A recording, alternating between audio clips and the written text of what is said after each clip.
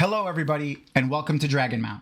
I'm Thom DeSimone. This video is the first in our series of deep dives into Season 2 of The Wheel of Time. We're going to be talking A Taste of Solitude, Episode 1. Spoiler warning, this will be full book spoilers because I'm going to go into storylines where characters could and may go, did go, differences, stuff like that. But if you'd like to stay on Dragonmount and watch some spoiler-free content, at the same time that I'm recording this, I'm also going to be recording a too long didn't read version that is completely book spoiler-free. Obviously, I will be spoiling Season 1 of The Wheel of Time, but no book spoilers whatsoever. Big shout out to our sponsors, Tor Books, for helping us put on all of these shows, and any people that are still in our Patreon. For a long time, we have let the Patreon kind of fall to the wayside, but we are going to start picking that back up with a lot of new, fresh content. All right, let's get to the juicy bits.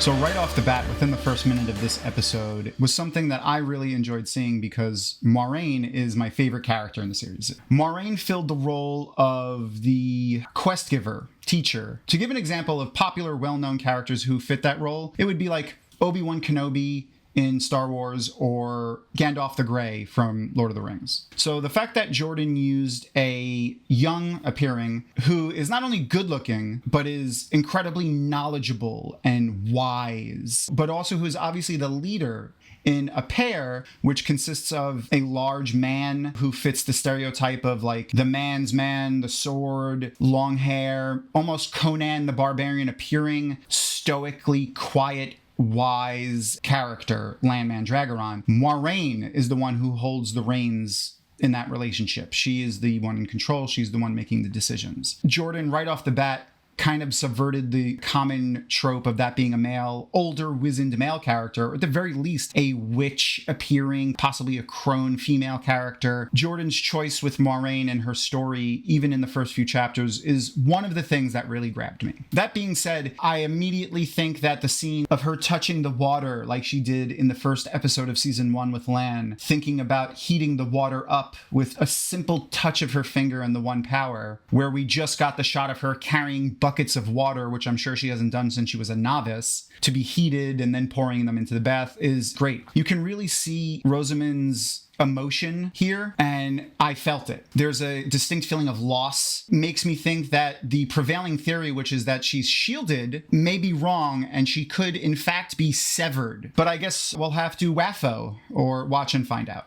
Oh my god. Oh my god. So the next scene we have here is a shirtless Daniel Henney, Landman Dragaron, training with the sword, going through the forms. Absolutely beautiful. Daniel Henney is masterful with the sword. I can only imagine how much training he does. So really, chef's kiss to the stunt coordinators and choreographers for the sword motions so far. Awesome. But what I'm most excited about in this scene is this revelation of a character that we're meeting, Perrin, and her sister, Adelais.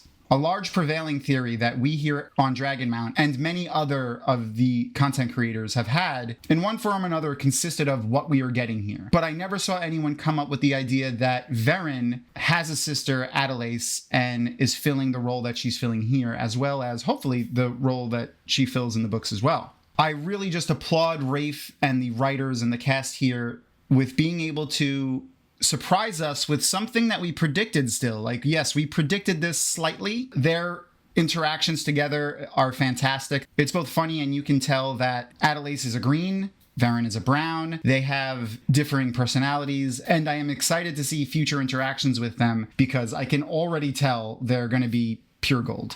So as always, I'm gonna always call out the beautiful architecture in the White Tower. All of the intricate stonework and filigree, and there is detail everywhere. Egwene's marching around, collecting her dishes. She's bussing or bar-backing the White Tower, if you were. Egwene showing a little prudishness now, not trying to throw any shade or hate, but like very puritanical, no sex before marriage. But yeah, here we are. She's like, whoa, I walked into this thruple of Ivalanusxim Macvanalana.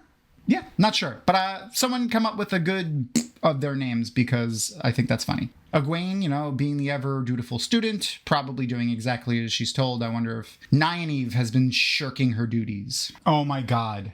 Absolutely floored. Priyanka Bose is amazing. The makeup and costume design for her outfit when she's giving lessons in the kitchens to Egwene, Nynaeve, and a unnamed but oddly positioned novice. I don't know why I'm saying this. I don't have any reason, but I feel like just the way she was positioned on camera and how they shot her makes me feel like she might be important, but I don't know yet. Anyway, that's irrelevant. Priyanka's earrings, her hair, the dress, all of the jewelry that she's wearing, bracelets, rings, chains between things, nose rings, earrings. Ugh, amazing. I love it. Seriously, whoever is responsible for that, truly well done. We're also seeing a more stubborn Nynaeve here, unwilling to budge in her thoughts or listen to authority coming from an Aes Sedai, which Rafe and the writers framed perfectly from season 1 in that she has this deep animosity for Aes Sedai and the White Tower stemming from her mentor and old wisdom of the Two Rivers having gone there and been spurned for what Nynaeve thought was because she came from a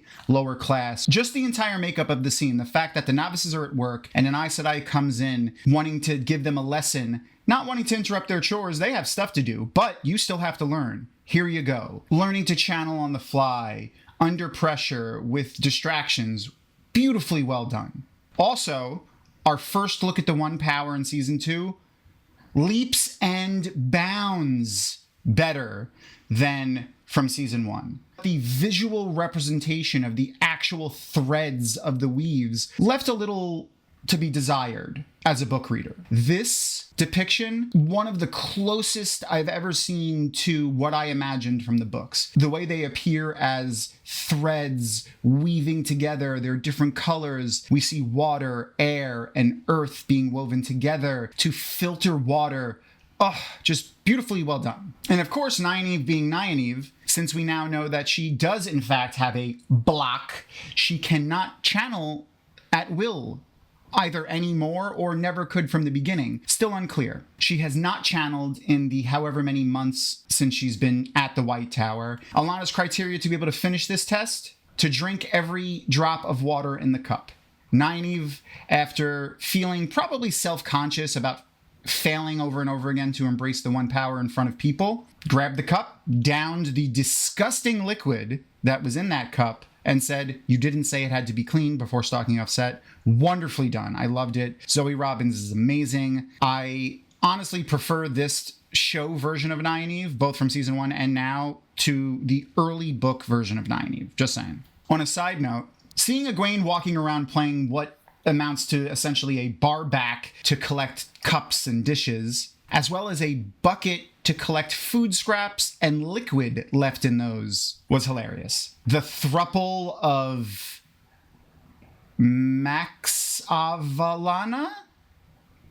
Ivalanasim? I'm not sure. But the thruple sex scene there, beautiful. I loved it. Egwene's reaction kind of harkens back to the prudishness of the character. But the one thing I want to call out for certain is the music. The music while she's collecting these items was just awesome. Lauren Balfe did another amazing job with the music, the lyrics, and the instrumentals. Beautiful. A dear friend and visitor to Dragonmount, Nicol Kopokar, fulfilled a wish of a dream opportunity of his to work on a Wheel of Time project. He is a well-established, renowned composer and musician himself, but working on the Wheel of Time for him was a dream job. Truly, I can't wait to hear more, and then maybe we can have Nick back on the show and we can go into a little bit more of things that he specifically worked on, because I would love to know. You can find Nick's account on the website formerly known as the Bird app that is now a dumpster fire, linked below,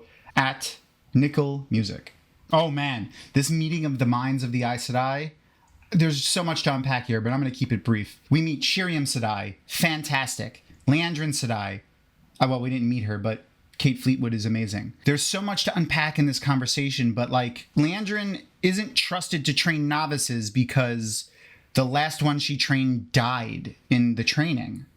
That raises a lot of questions that I'm not going to talk about yet. All of these other Aes Sedai who I feel are probably important characters within the Aes Sedai hierarchy. Just here right now, we have a very high-standing Red sister in Leandrin. We have Sheriam Sedai, who is the mistress of novices. We have Alana Mosavi, powerful green sister of high standing, who just got back from helping capture a false dragon, Logain Ablar. And then several unnamed Aes Sedai. There's a gray, a yellow, another brown, possibly a blue.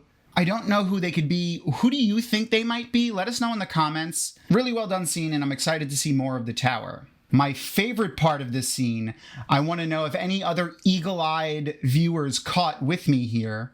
Min, or at least I'm pretty sure it is Min, sitting in the background in much of this scene. You'll see her several times, but specifically when the Aes Sedai pack up, she stands up from a bench and turns and walks away. Min's actor has a really unique hairstyle, both sides of her head being shaved with almost like a mohawk pompadour going on in the middle, and I love it. But I'm pretty sure Min is right there. But what is she doing there? Who is she working for? Why is she there? We gleaned a little bit from when Moiraine spoke with her in season 1 that she works for the Aes Sedai, not just her.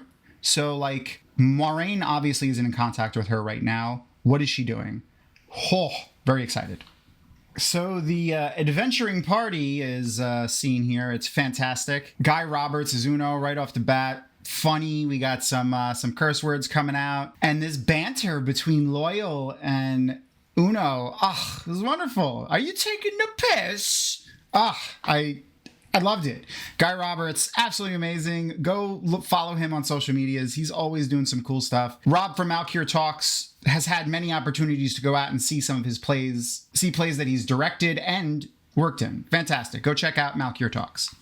But this banter back and forth is wonderful. Perrin, still no yellow eyes, but lovely vest. We see that he's sending letters back and forth to the White Tower, which is interesting. I am wondering how this mailing system works. But sending these letters back and forth from the middle of nowhere while they're hunting a pack of dark friends to the White Tower seems to be working for him. So there we go. And oh my God, yes, we got our first look at Elias Machira, Gary Beadle, amazing, and confirmed, we could say it, yellow eyes for the Wolf Brothers. Yes. Yes. Okay, so Perrin is either still resisting becoming a Wolf Brother, and that's why he goes wolf, yellow eyes, powers. No yellow eyes, no powers, no wolf. And like he's either maybe just coming into it and this is normal, or he's trying to force it away and push it down. The characters in the books did that all the time, especially in The Great Hunt. So if that's what they're using with this wolf in, wolf out type of thing, interesting. But at least we know at some point, hopefully, he'll have yellow eyes all the time, which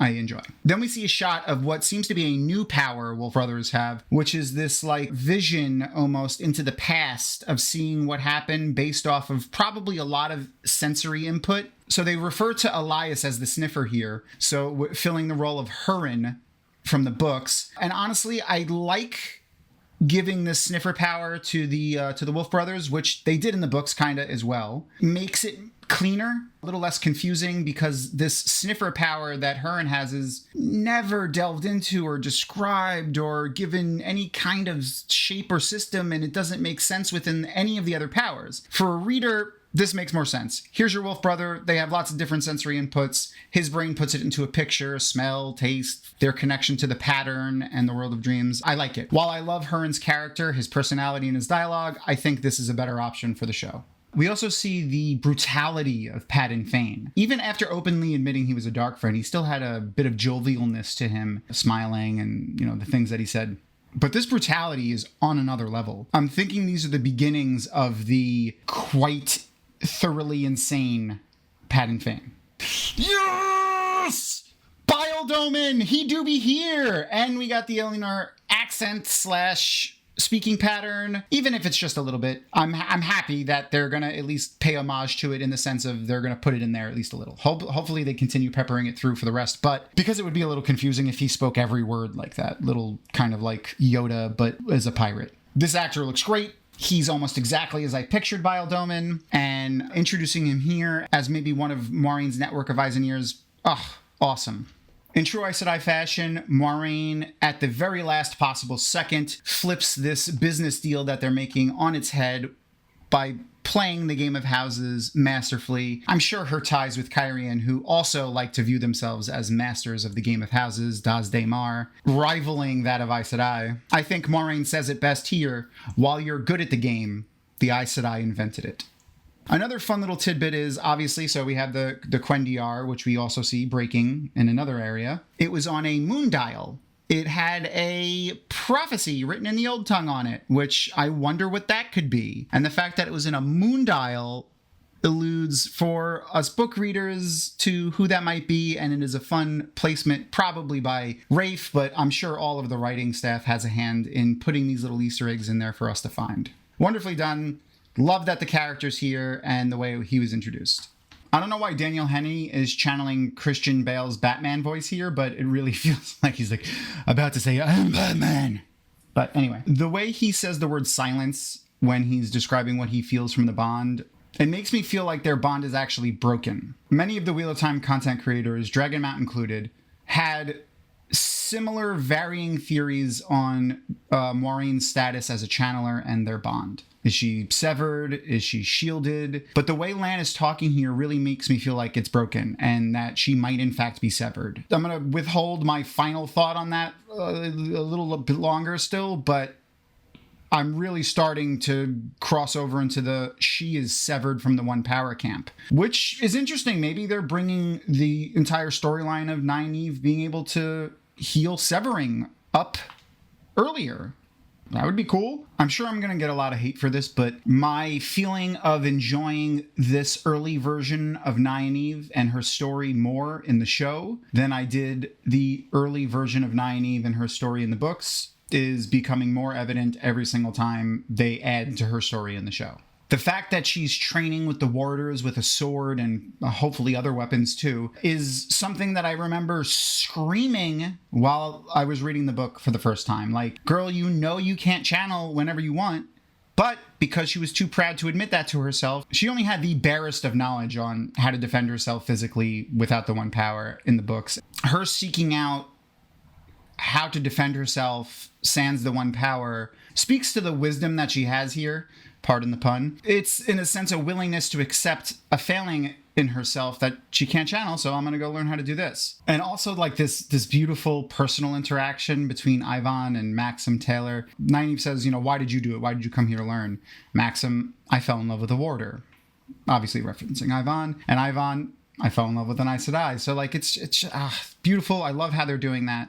And then the kind of playful, but also what seems like might be serious and could be maybe a future storyline of Maxim saying he always feels like the third wheel. Getting a glean into warder training of fighting 10 men at once. Is every warder capable of fighting 10 people at the same time without being beaten within an inch of their life? Very interesting. But this whole scene is great. I really feel like it encapsulates the idea that the Wheel of Time book isn't just a fantasy book. It's a comedy, a romance, drama, and a genre that a lot of people don't talk about, horror. There's a lot of horror in the Wheel of Time. I think they're doing an exceptional job with that, with just the way the Trollocs look. But everything the Shadow has been involved in so far has been horrific, so I'm interested in that. But back to this scene. Hilarious. Egwene's embarrassment and awkwardness. Alana's posture and tone when she shifted from speaking on her throuple and relationship with her two warders to realizing what Egwene meant was actually, asking about the One Power, was she was so passionate about it and being very detailed, and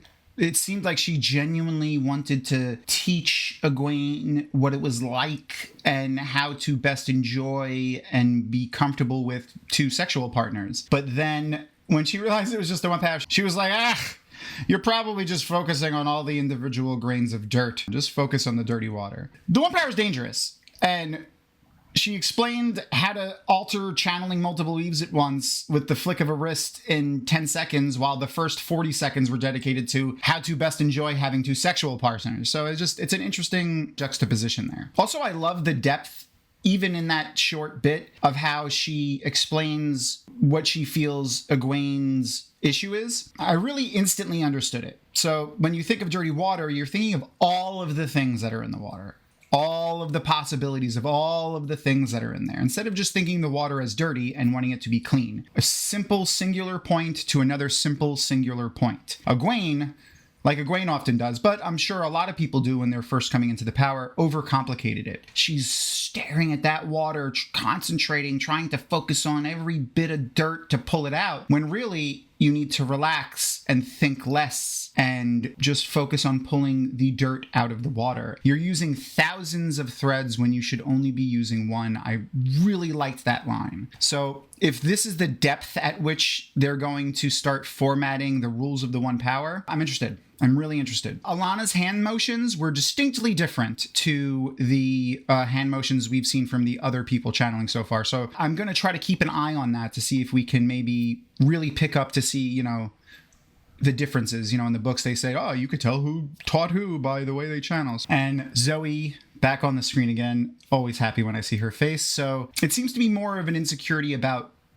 displaying failure in front of others, which is more relatable. Book of Nynaeve's simple railing against authority and just doing the opposite of anything she's expected from someone that she dislikes or has authority above her. Because that's what it feels like. Her trying to learn, the hand motions were very interesting. And then in walks Liandrin. Them playing up this whole interesting storyline of maybe Nynaeve is going to have a dilemma of choosing red over yellow or whatever she ends up choosing. Nynaeve uses the word your sisters. The word has taught me more than your sisters. And we also get a timeline here, 5 months. Not admitting to herself or openly that she is a part of the tower. Like, the sisters. Or, like, the fact that she said your is just a dissection of herself from it. There's a short battle between Liandrin and Nynaeve. Liandrin using air, flows of air, to lift Nynaeve and pin her against a wall until she presses enough buttons with Lan and the position she has her in to get her angry enough to channel. Something that I want to point out, and I want to know if you think I'm right or wrong. Liandrin says immediately,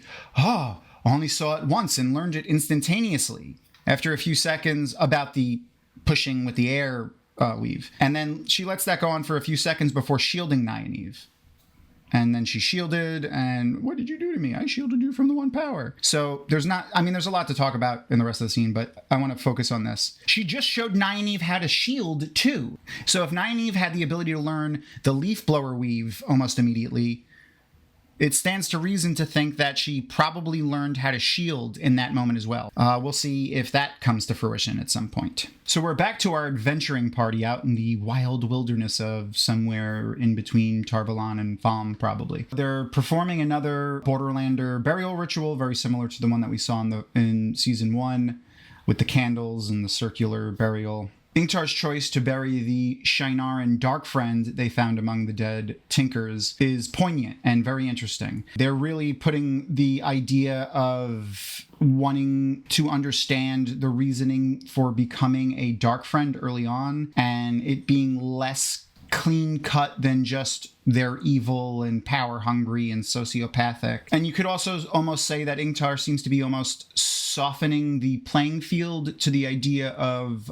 redemption for a dark friend. Perrin quickly chimes in about it, talking about the only other for sure dark friend that he has intimate knowledge of, and that's Padan Fain. When he gets to the subject of his wife, mentioning her death, he seemed to almost want to say that he was responsible for it, but maybe not responsible, or but had a hand in it, caused it, literally, physically is the one that killed her, but then stops and continues to hide that fact by saying, she was killed, she died, killed by the Trollocs, Padan Fain's at fault. I'm completely faultless in this. Padan Fain's completely at fault. Not that it is in any way Perrin's fault, but he needs to accept that what happened and move on. And I really feel like they're trying to push that in this one very scene right here. And that maybe that is what's holding him back from fully becoming a realized wolf brother. So yeah, I really like that. I hope I'm not just reading too much into it. Am I? I don't know. Let me know. So we're back in this study in Veren's house. And first of all, I love the study. I want to freaking get a high-res picture of this room and dissect everything that is on every surface. But the important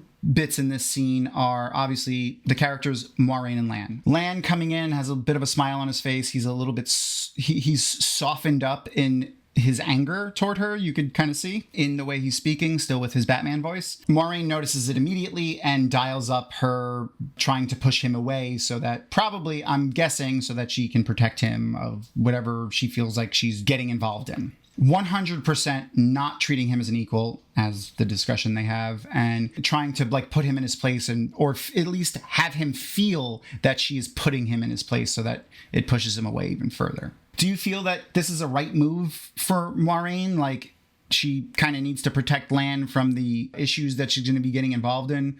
Perhaps Forsaken, powerful channelers, and here we just have a man. Even though he may have the powers of a warder and stuff like that, he's still just a man. No matter how good he is with a sword, he cannot channel the one power. And with the Forsaken having the Age of Legends knowledge of channeling the one power, he stands little to no chance unless they have gigantic egos and don't use it against him. Perrin apparently paid for the, tracking, signature, overnight shipping in the USPS system here, because he sent a letter from the middle of nowhere next to a river and a caravan of dead tinkers, no village or town at some point, when it was very close to Beltine, but it got there on the night of Beltine. Or at least close enough to it where Liandrin could have given it to them. We'll talk about that in a second. Perrin also talked about earlier how he keeps asking back home if Mat has come back, which is not only is he sending, maybe 1 or 2 letters every now and then to Tar Valon, he's also sending several letters back to the Two Rivers.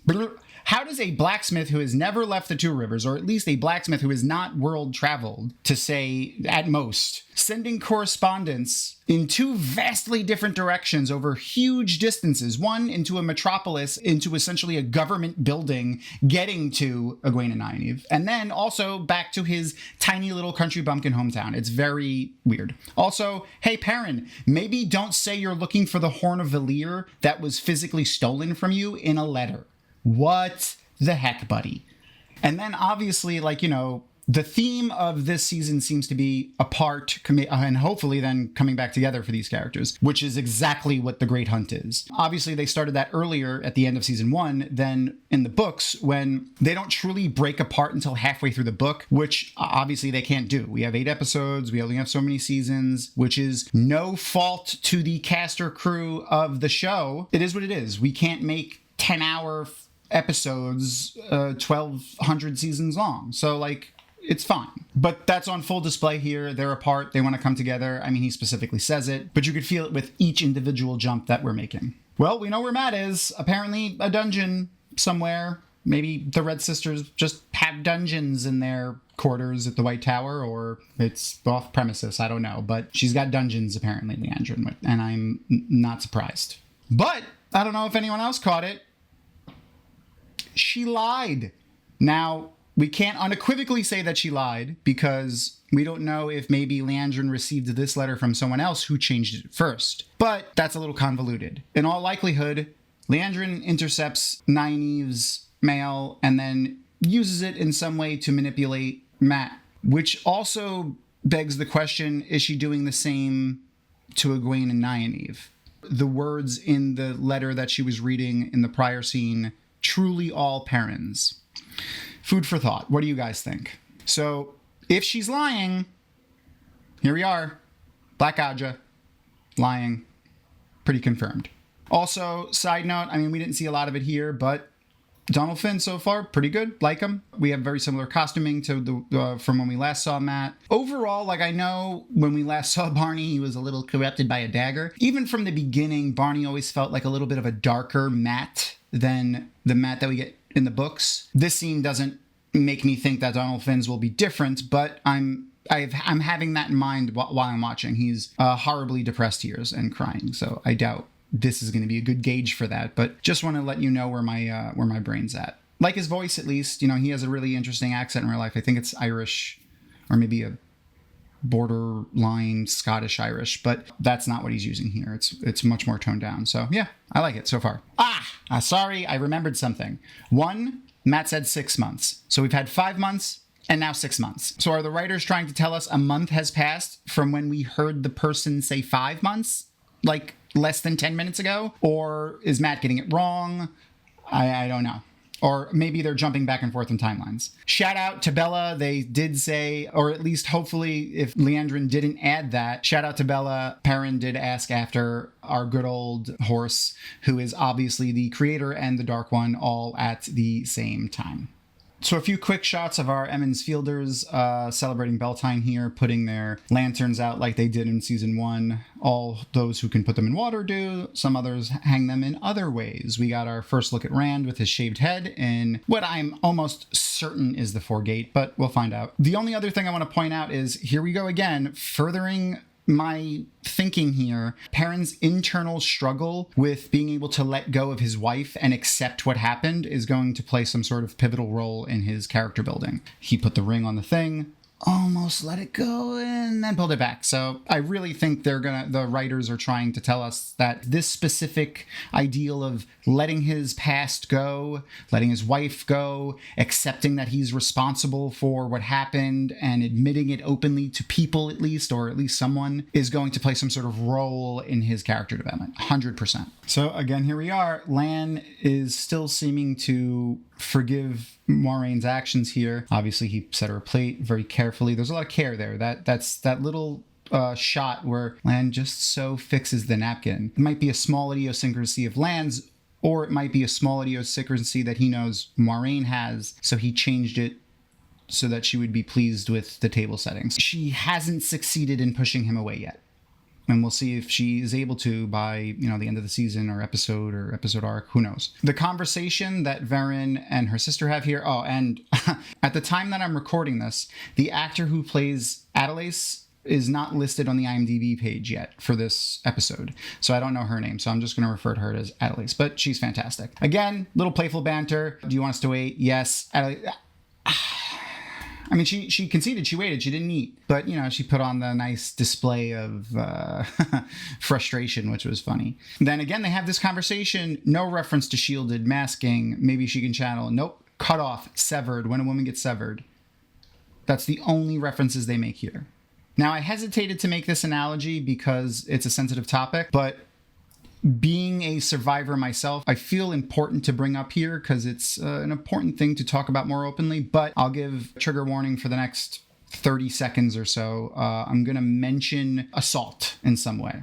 The way Verin Mirasayal describes a woman being severed from the One Power, and only because I've been going to therapy and I identify it in myself as well, mirrors that of a assault, or particularly a sexual assault about a survivor. The way she describes the thought process of reliving and feeling and realizing you'll never be the same, or at least thinking you'll never be the same again, that you've lost something you can never get back, you're less than. She even uses the word trauma, which is great. I really love them bringing a real world sense of traumatic experiencing having long-lasting effect on human characters. Often in fantasy, they gleam over, things that should produce trauma in a character, which is just like disingenuous to people who have suffered true trauma. No matter how strong you think you are, or traumatic experiences affect everybody.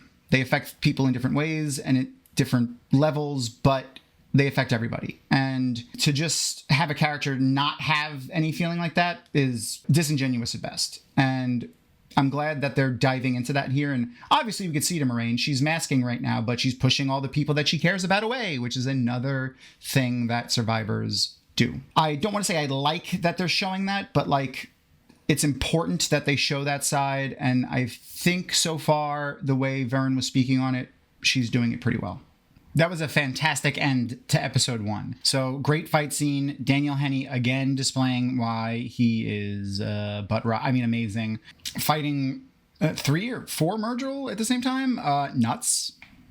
Right off the bat. Awesome. One thing I want to say, which is probably going to net me some hate, is that the more of the Myrtle that I see in the show, the more I'm growing to like them. And I don't want to say better, but the Myrtle in the show are far more terrifying, I feel like, than the Myrtle in the books. I mean, just right from this scene, they're stepping in and out of those shadows. Oh, beautiful, beautiful. The visual effects, fantastic. But also, in the books, Like, they talk about the Myrtle being able to do that, but we almost never see it. And when we do, it's barely used. Using it in conjunction of this fighting scene like that with the choreo, it was awesome. It was great. In and out in different directions. Lan knew to expect that, so it looks like he's probably fought, in this way before, but still awesome. The other thing that I gleaned from here that I want you guys to think about, I'm not going to dive too far into, but it seems like Lan is maybe unable to sense the Myrddraal. Like, we know warders can sense Myrddraal through their bond. Lan, he seems to be getting caught off guard a lot. Almost like a normal person would in a fight like this. And what I'm sure a lot of the book cloaks are going to harp on is he seems to be a little bit slower. Meaning, like, maybe the warder bond is really broken and Moiraine is actually stilled.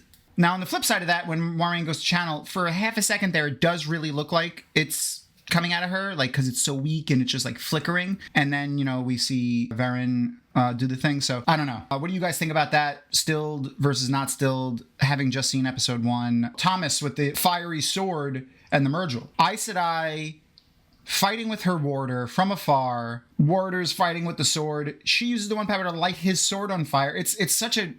it really feels like almost like a video game, like an MMO, or, we have the wizard in the back there, utility wizard, fighter or barbarian up in the front fighting with their weapons, and the sorcerer, doing elemental weapon and like throwing, the monsters around. I thought it was cool. What do you guys think about that? I think that's cool. Interesting contrast between the nitty gritty of it, of Moiraine's style, fighting in conjunction and using the one power as the weapon, where Perrin was standing back and like improving her buffing her warder to be able to defeat the Myrddraal. I think that the two are cool, seeing the differences. I don't think one is better than the other, but what do you think? Anyway, that's the end of episode 1. This video series is a more in-depth dive into each episode, and I'm recording them in conjunction with my Too Long Didn't Read versions. The main difference between the two being the length. Other Too Long Didn't Read versions are going to be completely book spoiler free. So if you have friends who haven't read the books and want to and don't want to be spoiled,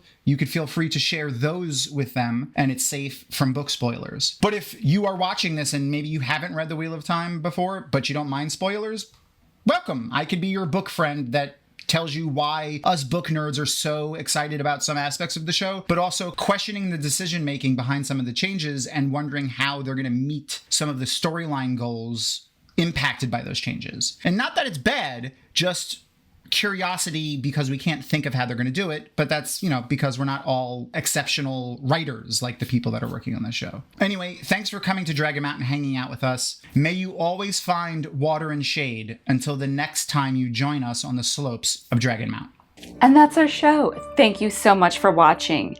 And as always, please subscribe, hit the like button, give us a thumbs up, or leave us a comment. We love comments, especially positive ones. And if you have any friends that are interested in the Wheel of Time, please share some of our videos with them. And as always, a huge thank you to our sponsor, Tor Books, as well as our amazing Patreon community. And if you are interested in learning about how more of this show was made or some Wheel of Time insights, you too can become a member of the Patreon community. And as always, follow us on Dragonmount with social media. And thank you so much for watching.